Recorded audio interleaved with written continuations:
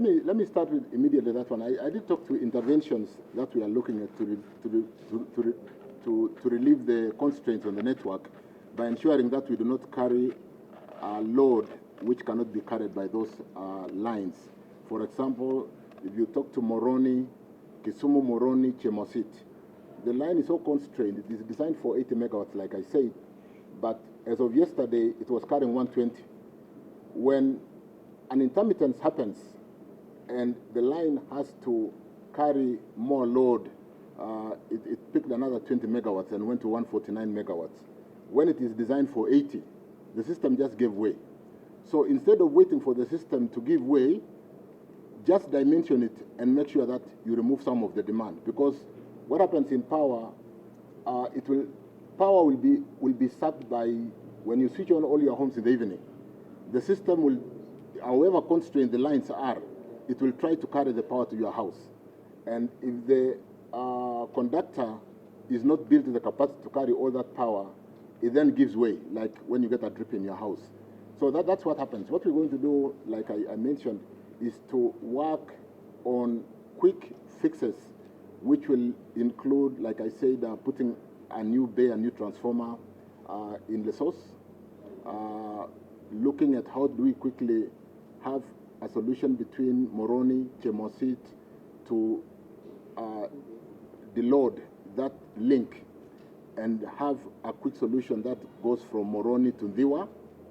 How do we quickly, even as we build the long haul line between Narok and Bomet, can we have a 33 kV line to support the Bomet area, which can be built in 3 months using poles, concrete poles instead of the big towers.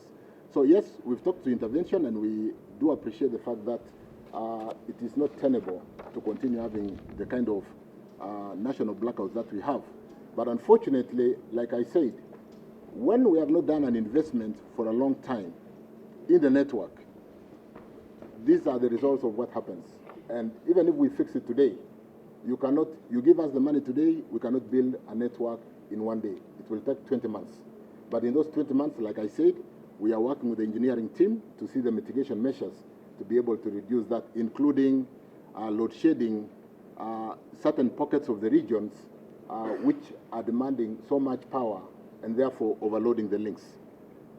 So we are working on that. We'll have a fairly comprehensive solution by this Thursday to see how to mitigate that challenge. As regarding, I don't know where I fumbled, but I said, when I started, I said we know the problem. We do know the problem. I think the challenge when you get a national blackout, the first thing that comes to mind, if you are in my shoes, is that have we been hit? And then we get down and learn that it is an overload. Then we feel good. Because if the network had gone down completely, like I was being told of what happened in South Sudan yesterday with the line, I was supposed to have a meeting with the South Sudan leadership today in petroleum, and they have not come because their line was hit in the last 2 days, and they are not able to transport their product.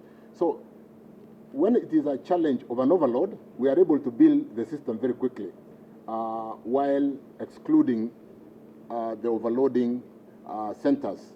And that is why when it drips, when your house drips, you don't just go and switch it back on. You try and find out what the problem is. Why is it dripping? And therefore, yes, we understand the problem. We've got funding, particularly for the very seriously constrained Kisumu, Moroni, Chemosit feeds a number. It's got about 7 feeders, including Sotik, all the way to Kigati and Ndiwa. If we can relieve that overload in Moroni, then we'll be able, and the way to relieve it is to build and complete the network between Olkaria, Narok, which has been built, Narok, Bomet, and Bomet, Sotik, all the way down has been built. So we'll be working on that. So we know the problem. I think the beautiful thing is when you know the problem. The challenge is how do we mitigate the short-term challenges so that we keep our country the way we would all like our country, Kenya, to be. The next... David, for us to complete the entire master plan of the nation, which we plan to do, we require $5.3 billion to complete the entire master plan. What do we have this year? we have about $250 million, in which we are going to implement the Narok-Bomet link to complete now what we call Olkaria, Narok, Bomet to Sotik all the way. Then we are also going to do Rumuruti, Kabarnet to Rumuruti, and then we are also going to do Marindi, Weru, Kilifi. Those three are will require $250 million, which we have already acquired from AFDB and World Bank. Other lines that we are looking to fast track implementation and we reduce the load shedding around the area of Moroni, Chemosit, Kisii, Kegati, all the way to Sotik and Bomet is what we are calling Sondu, Awendo, Homa Bay. That line, the bids are closing on 19th of this month.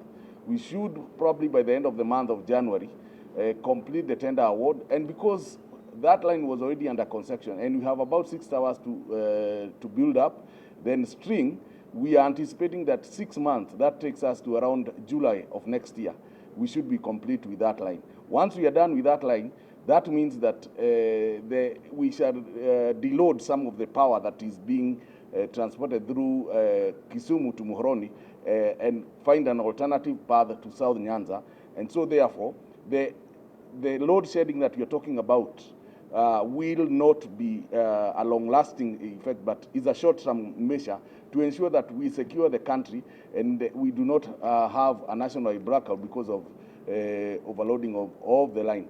Other areas that are experiencing these challenges and we still need to do more and is complete what we are calling Nanyuki Isiolo to ensure that the area around the mountain has what we call N-1 and then Nanyuki to Rumuruti. That area is also missing. The CS did mention an important link that we are hoping that by February next year we should have completed, and that is the the Kimuka substation. Kimuka substation is just below Kikuyu Gong Hills, just below Gong Hills. And the reason is why we are talking about that line is because power to Nairobi, and Nairobi consumes about 49% of the power generated in this country. Power from Nairobi, 60-70% is transported through one line that is called Nairobi North Line. It comes from Olkaria, Suswa now to Dandora, through KU. There is a line that you'll see on that side.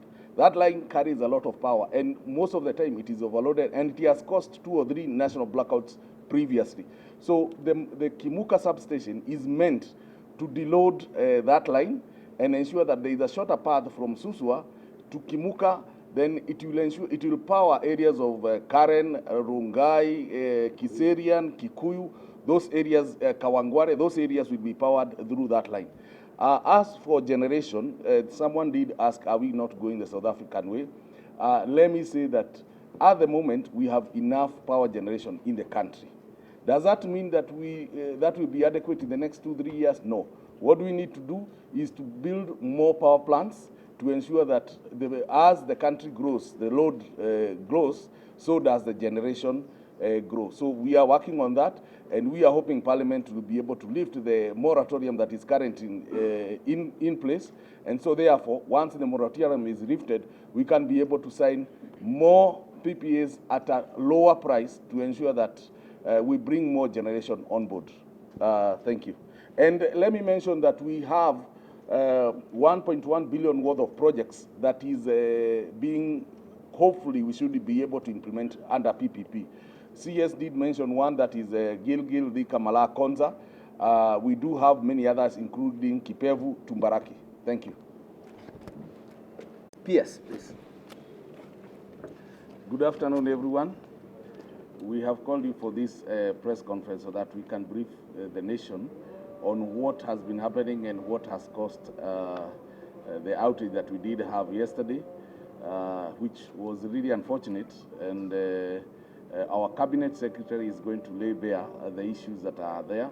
There are deep issues that probably have historical issues. And as a ministry, there are things that our cabinet secretary is going to mention that we are working on to ensure that in the near future, this issue should not recur.